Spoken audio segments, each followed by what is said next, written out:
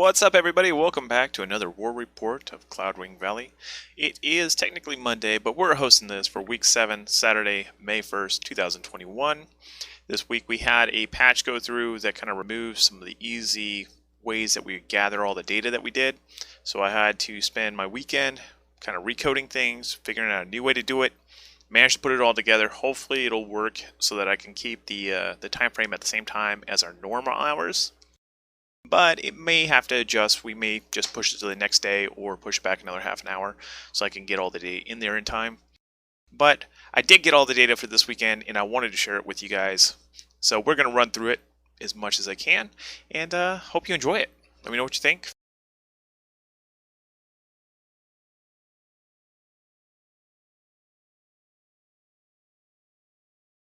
First up, some announcements. This Friday, May 7th. The drops of Ragnarok are going to start. Be sure to connect your Twitch to the Conqueror's Blade on my.games. Type exclamation drops in the chat, and it'll give you the link to be able to link those together. But we will be having some Conqueror's Blade streams this weekend. I will be having the drops here on this channel. There will be several other content creators that will have drops as well. So be sure to tune in, get those drops. And then the following weekend, we'll have more drops.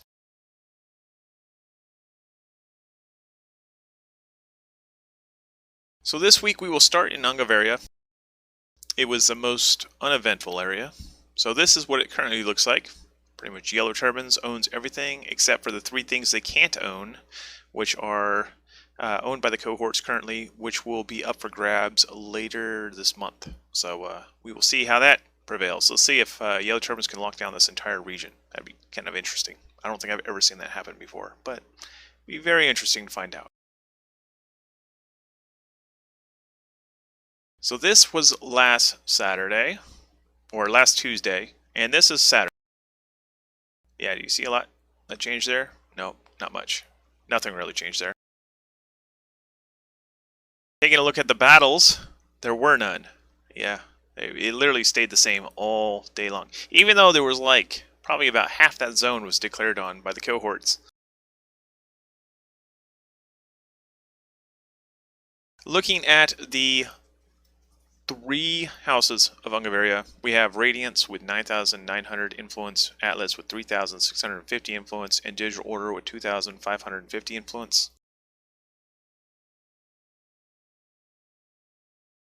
With 3 houses maintaining the lands, that's a lot to maintain. We are seeing a bit of a decline, but it seems to be holding steady at this point. I mean, it's been at negative 1,600 for about a week now. So it seems like they're stabilizing. It's 94% owned by free houses, aka the Yellow Turbans. And the top stronghold in that area is Vaseji, which is rank 4. There are several other rank 4s that are around as well. Top village is rank 2. The average village level is 1, the average town level is 3, and the average fort level is 4.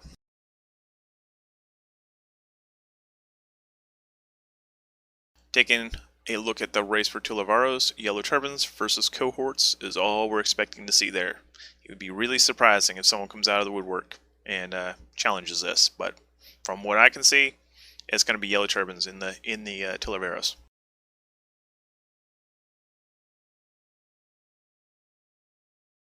Now, not a very good week for people trying to Fief Quest in Ungaveria. There is one 5-star Fief Quest, and that's Hematite, which is fairly easy to get your hands on. So that's not too bad, but only having one option is kind of rough. So you might want to head north or south to find some more Fief Quests.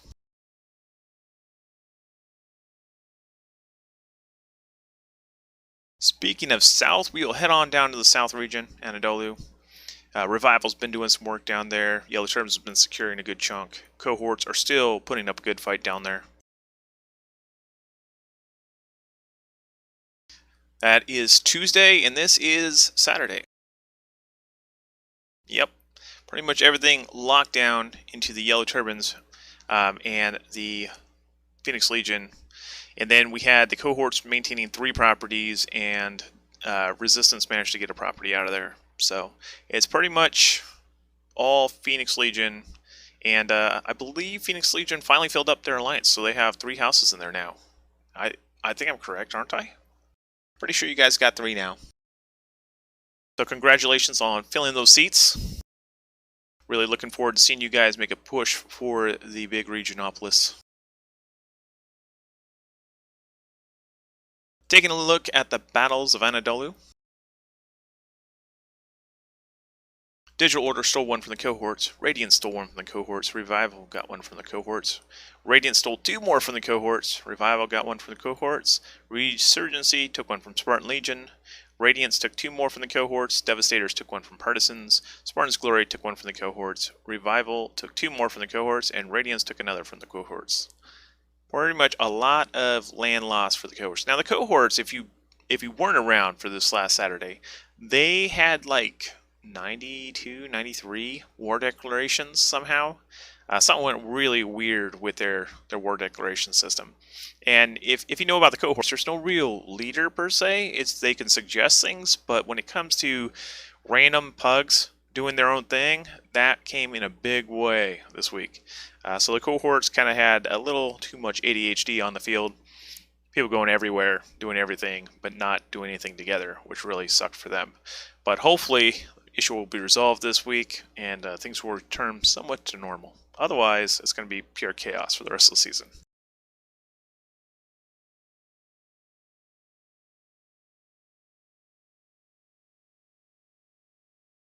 Here are the houses of Anadolu. Revival with 6,900 influence, Radiance with 4,550 influence, Digital Order with 2,750 influence, Resurgency with 900 influence, Devastators with 600 influence, Spartan's Glory with 300 influence.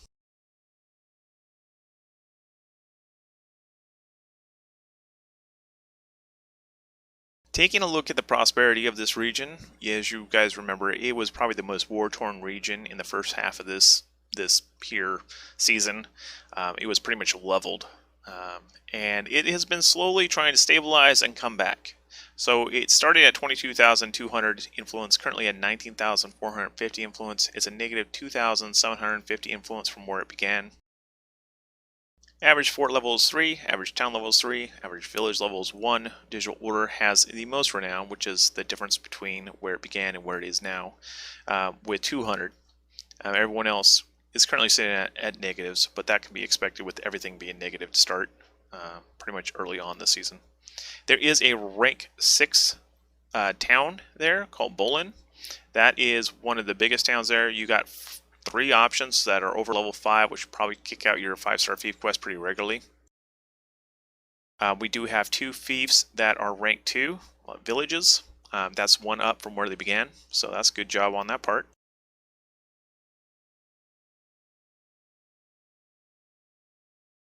Jumping on over to the look of the war for Regionopolis, we have 2 contenders right now. Phoenix Legion with 8,100 and Yellow Turbans with 7,300. So Demon Spawn, the only place you're going to get Cloud Cotton is out of those little trading posts or in the Borderlands. The Borderlands counts as both east and west.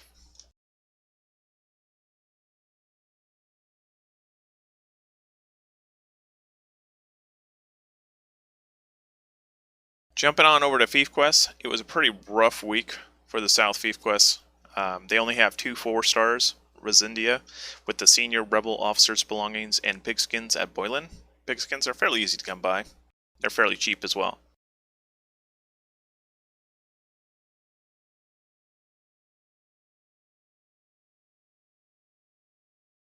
Next up, we head over to Osteria. This is where we sat on last Tuesday.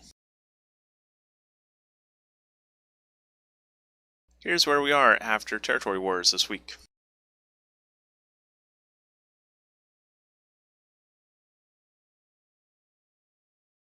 Now, there was some pretty big fighting up in the northwest with the woodcutters were taking on a lot of folks. And then the cohorts were pretty much attacking everywhere. They were mostly concentrating in the southeast, hitting up the Valor folks. No Evil was fighting as well. I saw a bunch of No Evil fights. It was pretty hopping. There was a lot of things pinged most of the night. It was pretty interesting to see.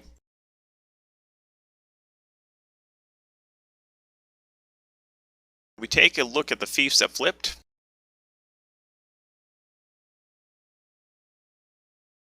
Here, got one from Radiance. Cohorts got one from Knights Templar. Cohorts got another from here. Speak got one from the Templars. Server Transfer, a new house on the server, got one from Cohorts. Atlas got one from here. Cohorts got one from Knights Templar. Server Transfer got one from Warborn. Here, took one back after Speak lost it. And then Warborn took one from Knights Templar. Speak took one from Vidar. Vidar took one from Warborn. And Varangian Guard took one from the Partisans.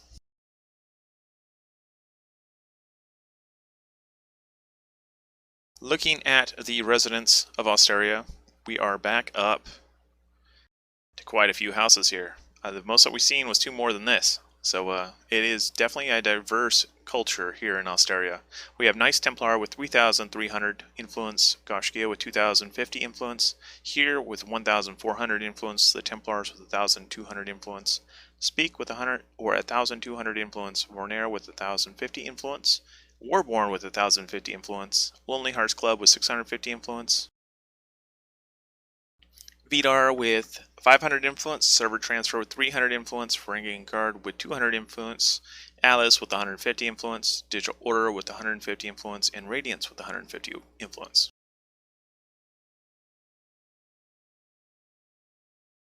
Hopping on over to the Austerian Prosperity, even though there's a lot of fights going on, we are still keeping things up, and the fief levels are definitely climbing. Goshkia currently leads that race with 850 renown. Knights Templar in second place with 600 renown. Here with 350 renown, the Templars with 300 renown, and Vornair with 300 renown. Top strongholds currently sit with Das Bulwark, Drywalder, Grunfeld, Nordtal, Platland, and I believe there are two more. The average town level in the region is 5, the average fort level is 4, the average village level is 2. We do have 2 5-star or level 5 villages in Westweg and Fallenberg, with Mainstad in a close 4th. Mashofen is at 3, which is 2 levels above par. And then we have a starting influence of 16,500, current influence of 19,450, with a prosperity rating of 2,950. There are 79% of the fiefs owned by free houses, 21% by Legion.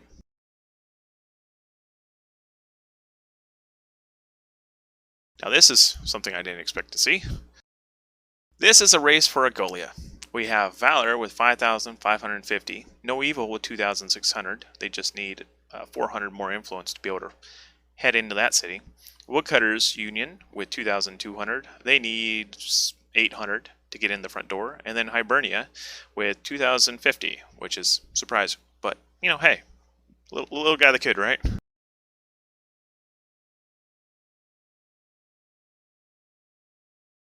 Now, with this being such a prosperous area, you also see a lot of fief quests popping up. So we have 4 5-star fief quests. Cooperite, 10,000 to Elbogen. Drywalder got food and sheepskin. And then Grunfeld has elite rebel cavalry kits, which nobody probably has. 4-star fief quests, Roundseas. If you've ever been to the Borderlands and farmed up some Roundseas, you got 2 options for 4-star fief quests. You have Fallenberg and Elbogen. Both of those take them. Bards can go to Nordtal, which is the other purple horse. You have rare rebel cavalry kits, which you probably have some of. Fallenberg.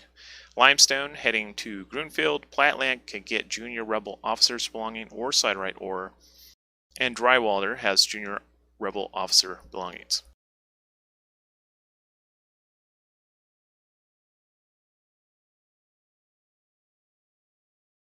Next up, we hop over to the northern borderlands. Here's where we sat on Tuesday.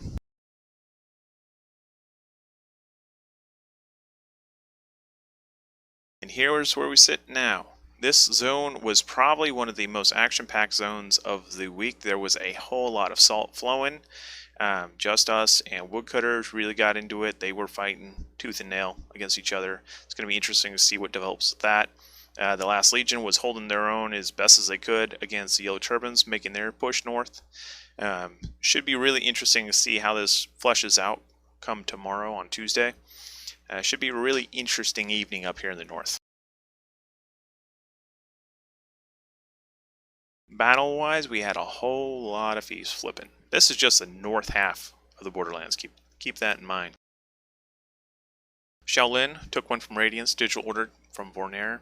digital order from Goblin, digital order from Atlas, Radiance over Hightower, digital order over House of Lords, Radiance over Hightower, Radiance over Hightower again, digital order over House of Lords, digital order over Vornair, Radiance over House of Lords, digital order over House of Lords, Radiance over Hightower twice more, digital order over Nightmare, Lonely Hearts Club over Varangian Guard, digital order over Apex, digital order over Nightmare, and Shaolin over Vornair. Quite a bit of action for just the north half of the region. Looking to the south, it was pretty much predominantly all Yellow Turbines with a sprinkle of Hightower. And now it is all Yellow Turbines.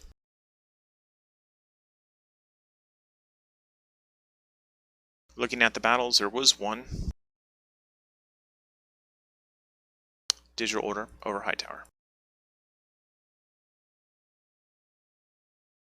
Taking a look at the Borderlands residents, we have digital order with 12,300 influence, Atlas with 4,950 influence, Radiance with 4,650 influence, House of Lords with 1,800 influence, Nightmare with 1,800 influence, Shaolin with 1,650 influence, Vornair with 900 influence, Lonely Hearts Club with 150 influence. Taking a look at the regional prosperity, this region has been hit pretty hard over the last few weeks. Started with 43,150 influence. Current influence is at 38,200. Prosperity ratings at negative 4,950. Average fort level is 3. Average town level is 5. By default, this zone started at 6. Average village level is 1. We currently have 2 fiefs remaining at rank 6. One with Akator, and the other as Bixie. Both of those are still rank 6. Have not seen a rank 7 fief yet in game, so we're going to hopefully see one of those pop up here soon. There are no villages that are rank 2 in the Borderlands. They are all level 1.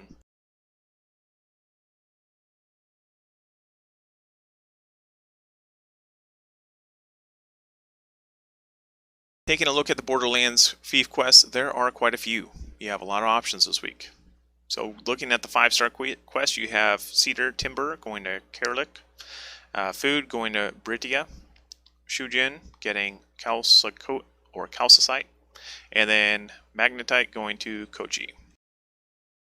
Over on the right hand side, pay attention to Chao Feng. It has coursers. That's a fairly easy one. Britia has Janets. Nobody wants Janets in their bank. Please take them on over to Britia and donate them to their glue factory.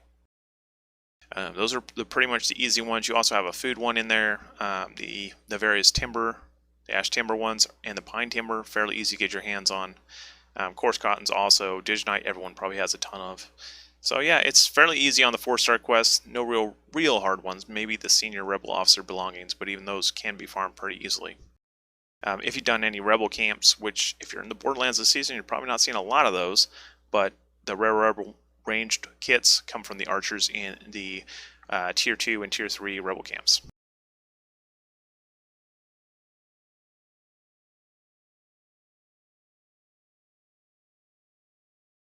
Jumping on over to the top 10 renowned builders, we have Goshki on top with 850, Knights Templar with 600, here with 350, the Templars with 300, Lonely Hearts Club with 200, Warborn with 150, Vornair with 150, Vidara with 50, Varangian Guard with 50.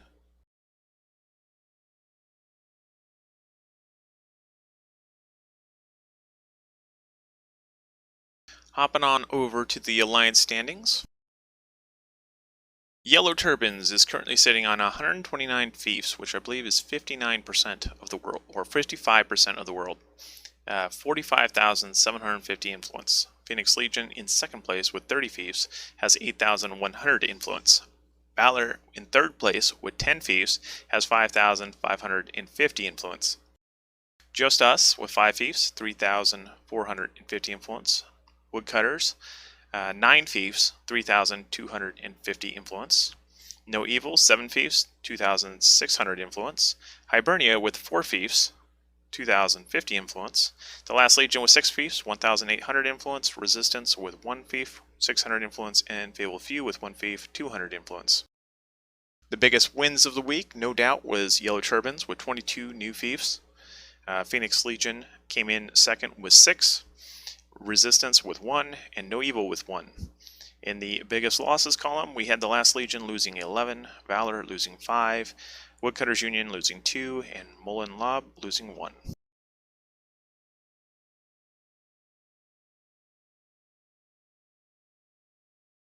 Next up, we take a look at the movers and shakers, houses climbing and falling down the leaderboard.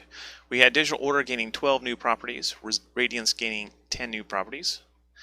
Revival got 4 new properties, Server Transfer got 2, Shaolin got 2, Devastators got 1, Resurgency got 1, Speak got 1, Lonely Hearts Club got 1, and Spartan's Glory got 1. On the lost columns, Hightower lost 6, House of Lords lost 4, Knights Templar lost 3, Fornair lost 3, Nightmare lost 2, Partisans lost 2, Goblin lost 1, Apex lost 1, Warborn lost 1, and Templars lost 1.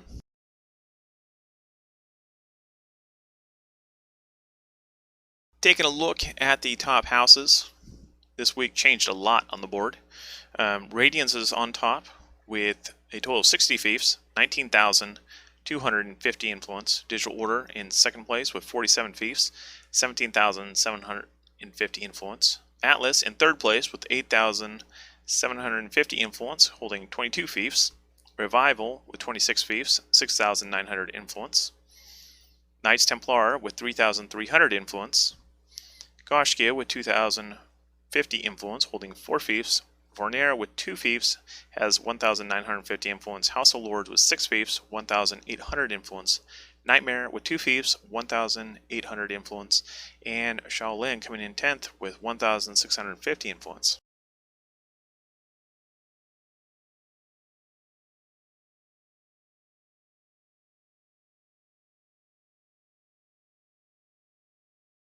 And that pretty much takes us around the block, checks out all the stats. That's all the data I got, guys. I will be doing this again tomorrow night, and hopefully I will be able to squeeze in the window and kick off as planned. Expect that I might go live a little later than usual. So I will do my best to get it all in there. It's a whole lot of data to log and a lot of hunting for fief names. Fortunately, I'm starting to memorize the map, so I'm getting around a little easier. But it is a lot of pack order hunting here, like fief by fief, to try to do these at this point. We used to have a nice, easy to sort list with all the fiefs that each house owns, and it's not so much like that anymore. So hopefully we'll get some tools implemented. I've got Drew looking into supporting us and putting the call out to the devs to see if we can get something, anything. And we'll cross our fingers and hope something comes of it. But in any case, I look forward to seeing you guys tomorrow. We're probably going to be up in the northwest of Osteria, getting an absolute dumpster fire on our head. You know, it happens. But we'll still be here come Tuesday. I'll be here, rain or shine. Doesn't matter what happens. And I hope to see you guys out there. Have fun. Go have some fun.